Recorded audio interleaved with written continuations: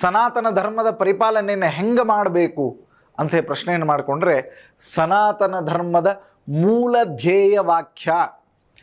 ಎಷ್ಟೋ ಜನ ಹೇಳ್ತಾರೆ ಸನಾತನ ಧರ್ಮ ಅಂತಂದ್ರೆ ಪೂಜೆ, ಸನಾತನ ಧರ್ಮ ಅಂತಂದರೆ ಪುನಸ್ಕಾರ, ಸನಾತನ ಧರ್ಮ ಅಂತಂದರೆ ಮಡಿ, ಸನಾತನ ಧರ್ಮ ಅಂತಂತಂದರೆ ಹಳೇದು, ಸನಾತನ ಧರ್ಮ ಅಂತಂತಂದರೆ ಕರ್ಮದ ಥೇರಿ.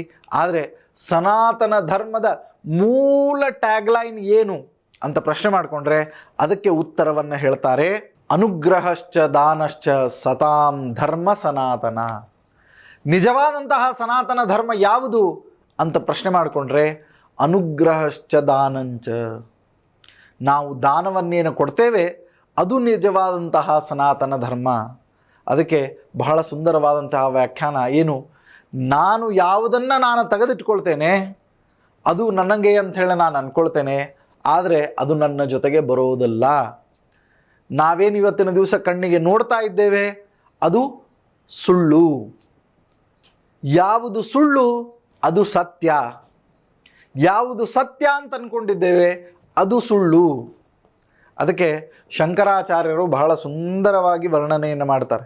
ಏನು ಹೇಳ್ತಾರೆ ಅಂತಂತಂದ್ರೆ, ಪುನರಪಿ ಜನನಂ ಪುನರಪಿ ಮರಣಂ ಪುನರಪಿ ಜನನಿ ಜಠರೇ ಶಯನಂ ಇಹ ಸಂಸಾರೇ ಖಲು ದುಸ್ತಾರೆ ಕೃಪಯಾ ಪಾರೆ ಪಾಹಿ ಮುರಾರೆ ಭಜ ಗೋವಿಂದಂ ಭಜ ಗೋವಿಂದಂ ಗೋವಿಂದಂ ಭಜ ಮೂಢಮತೆ. ನಾವು ಈ ಸಂಸಾರವೆಂಬ ಭವಬಂಧನದೊಳಗೆ ಸಿಲುಕಿ ಹಾಕಿಕೊಂಡಾಗ ಶಂಕರಾಚಾರ್ಯರು ನಮಗೆ ಮಾರ್ಗವನ್ನು ತಿಳಿಸ್ತಾ ಹೇಳ್ತಾರೆ. ಏನು ಅಂತಂತಂದರೆ, ಪುನರಪಿ ಜನನಂ ಪುನರಪಿ ಮರಣಂ. ಮತ್ತೆ ಹುಟ್ತೀಯಾ ಮತ್ತೆ ಸಾಯ್ತೀಯಾ, ಮತ್ತೆ ಹುಟ್ತೀಯಾ ಮತ್ತೆ ಸಾಯ್ತೀಯಾ.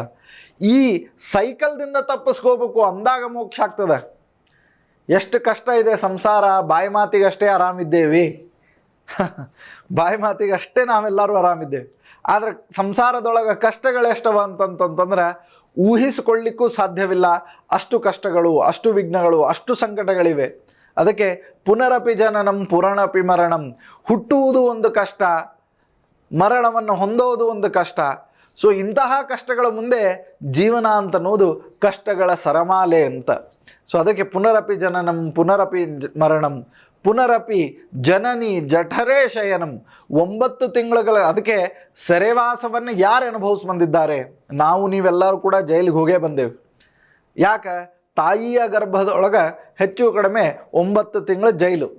ಸೊ ಈ 9 ತಿಂಗಳ ಜೈಲು ವಾಸವನ್ನು ಅನುಭವಿಸ್ಕೊಂಡೇ ಈ ಒಂದು ಸಂಸಾರ ಅಂತನೂ ಬಂಧನದೊಳಗೆ ಬಂದುಬಿಟ್ಟೇವೆ. ಸೊ ಇಂತಹ ಸೆರೆವಾಸದೊಳಗೆ ಇರ್ತಿರ್ಬೇಕಾದ್ರೆ ಇದನ್ನು ನಾವು ತಪ್ಪಿಸ್ಕೊಳ್ಬೇಕು, ಈ ಭವಬಂಧನವನ್ನು ತಪ್ಪಿಸ್ಕೊಳ್ಬೇಕು. ಸೊ ತಪ್ಪಿಸ್ಕೊಳ್ಳಿಕ್ಕೆ ನಾವು ಮಾಡಬೇಕಾದದ್ದೇನು ಅಂತ ಪ್ರಶ್ನೆ ಮಾಡಿಕೊಂಡಾಗ ಹಾಗೆ ಉತ್ತರವನ್ನು ಹೇಳ್ತಾರೆ, ಅನುಗ್ರಹಶ್ಚ ದಾನಂಚ. ದಾನವನ್ನು ಕೊಡಬೇಕು. ಯಾಕೆ? ನೀವು ಎಷ್ಟು ದಾನ ಕೊಡ್ತೀರೋ ಅಷ್ಟು ಪುಣ್ಯಫಲಗಳನ್ನು ನೀವು ಪಡಿತೀರಿ. ಆ ಪುಣ್ಯಫಲದಿಂದಲೇ ನಮಗೆ ಈ ಸೈಕಲ್ದಿಂದ ತಪ್ಪಿಸ್ಕೊಳ್ಳಿಕ್ಕೆ ಸಾಧ್ಯ. ಸೊ ಇಂತಹ ಸನಾತನ ಧರ್ಮದ ಒಂದು ವ್ಯಾಖ್ಯಾನವನ್ನು ನಾನು ನಿಮಗೆ ಇವತ್ತಿನ ದಿವಸ ತಿಳಿಸಿದ್ದೇನೆ. ಜಿ ಕನ್ನಡ ನ್ಯೂಸ್ ಈಗ ನಿಮ್ಮ ಮನೆಯಲ್ಲೇ ನೋಡಿ. ಎಲ್ಲ ಕೇಬಲ್ಗಳಲ್ಲಿ ಈಗ ಲಭ್ಯ. ನಿಮ್ಮ ನೆಚ್ಚಿನ ಜಿ ಕನ್ನಡ ನ್ಯೂಸ್ ಈಗ ಸನ್ ಡೈರೆಕ್ಟ್ ನಲ್ಲಿ number 292, Tata play number 1664, Jio TV number 1334, NXT digital number 30, in cable number 30, city networks 51, U digital number 162, GTPL number 17, Rockline telecommunications number 42, Shri Basaveshwara cable number 168, rural cable network 60, Vinayaka digital 57, Abhishek cable 821, city channel 53, Siddeshwara cable network 57, V4 digital Infotech 628, Surya digital networks 53, Gajanan digital number 836, Malnad infotech private limited number